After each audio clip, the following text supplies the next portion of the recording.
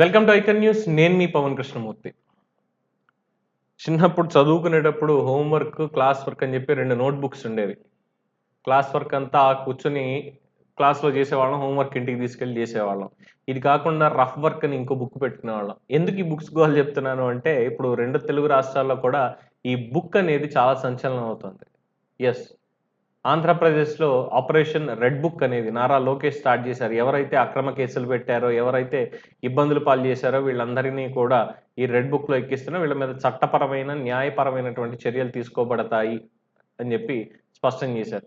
So, ఏంటి ఈ red book అసల నారా లోకేష్ ఎందుకని చెప్పి తీసుకొచ్చాడంటే, కేవలం రెడ్ బుక్ మాత్రమే కాదు, మొత్తం 3 బుక్స్ మెయింటైన్ చేస్తున్నాడు నారా లోకేష్ ఇప్పటివరకు. అందులో హైలైటెడ్‌గా మిగిలింది మాత్రం రెడ్ బుక్ మాత్రమే అనేది అందరి అభిప్రాయం. ఎందుకంటే రెడ్ బుక్‌లో టాప్ ప్రయారిటీ ఎవరైతే అధికారులు తప్పులు చేశారో, కావాలని చెప్పి చేశారో వాళ్ళందరికీ సంబంధించి టాప్ ప్రయారిటీలో ఉండేటువంటి వాళ్ళ పేర్లు ఆపరేషన్ రెడ్ బుక్‌లో ఉన్నాయి. దాని తర్వాత ఆపరేషన్ బ్లూ బుక్. ఈ బ్లూ బుక్‌లో ఏంటంటే అబద్ధాలాడినా సరే పని ఎంతో కొంత చేశారు. కానీ వీళ్ళ వల్ల ఇంత నష్టం జరిగింది అంటే A grade, B grade, C grade అనమాట. ఏ గ్రేడ్ అంతా రెడ్ బుక్‌లో ఉంది. బి గ్రేడ్ అంతా కూడా ఈ తప్పులు చేసినటువంటి వాళ్ళ లిస్టు బ్లూ బుక్‌లో ఉంది. ఇక లాస్ట్‌కొచ్చేసరికి బ్లాక్ బుక్. ఇది ఇక ఓకే. ఒక్కసారి క్షమించొచ్చు అనేటువంటి బాబతు లిస్ట్ ఇందులో ఉంది. ఇలా 3 బుక్స్ మెయింటైన్ చేశాడు. ఆ రెండిటిని పక్కన పెట్టి కేవలం రెడ్ బుక్ అనే దాన్ని మాత్రమే ప్రారంభం నుంచి కూడా ఎక్కువగా తను దానికి ఇంపార్టెన్స్ ఇస్తూ వచ్చాడు నారా లోకేష్.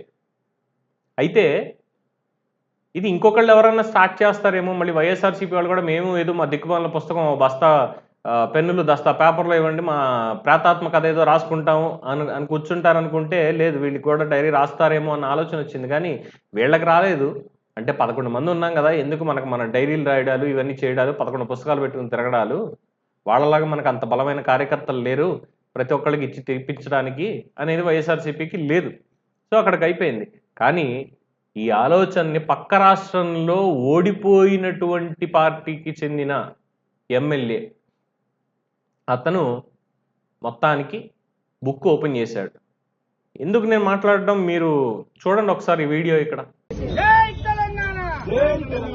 ఆ బ్లాక్ బుక్ లో ఫస్ట్ పేరు రాసిన పొన్నం ప్రభాకర్ ఫ్లైయర్ స్కామ్ అని బిడ్డ మళ్ళా కేసీఆర్ ముఖ్యమంత్రి అయిన తర్వాత నువ్వు తిన్న 100 కోట్ల అవినీతి మరియు టికెటింగ్ స్కామ్, ఆ క్రిషాన్ చెప్పినట్టు నువ్వు చేసిన టికెట్ల స్కామ్, ఇవన్నీ పైసలు నేను కక్కిస్తాం.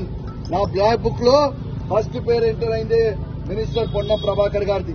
రేపు అధికారం వచ్చిన తర్వాత ఆయనకి ఈ బుక్ వాల్యూ. చూసారుగా వీడియో. పాడి కౌశిక్ రెడ్డి ఎన్నికలకి ముందు ఎన్నికల ప్రచారంలో మీరు నాకు ఓటు వేయకపోతే ఇంటిల్లిపాది ఆత్మహత్య చేసుకుని చస్తాం అని చెప్పి బెదిరించినటువంటి వ్యక్తి. సరే గెలిచాడు, మొత్తానికి గెలిచిన తర్వాత మళ్ళీ అహంకారం వచ్చింది, అది వేరే విషయం అనుకోండి. సో తను నారా లోకేష్ని కాపీ కొడుతూ బ్లాక్ బుక్ని ఓపెన్ చేశాడు. Operation black book in Telangana. Congress పార్టీలో ఉన్నటువంటి ఎమ్మెల్యేలు, వాళ్ళకి సంబంధించినటువంటి చరిత్ర ఇవన్నీ కూడా దీంట్లో ఉంటాయి, అక్రమాలన్నీ ఇందులో ఉంటాయి ఈ బ్లాక్ బుక్లో అని చెప్పి చెప్పడం జరిగింది. సో పొన్నం ప్రభాకర్ మీద ఆయన సవాల్ చేశారు. ఫిల్మ్ నగర్ దేవస్థానంలో వచ్చి ప్రమాణం చేయి నా దగ్గర అని చెప్పి. రాలేదు. సో ఇక్కడ మీడియాని పెట్టుకొని స్వామివారి సాక్షిగా నేను చెప్తున్నాను, ఇక్కడ బ్లాక్ బుక్ ఓపెన్ చేసినా మొట్టమొదటి పేరు పొన్నం ప్రభాకర్ మేము ఇచ్చేస్తున్నాం అని చెప్పి. సరే మీరు ఏది చేసుకుంటారో ఏమనుకుంటారో, హ్యాష్ మెటీరియల్కి సంబంధించా, ఇంకో దాని గురించా, ఇంకోటా నాకు అనవసరం.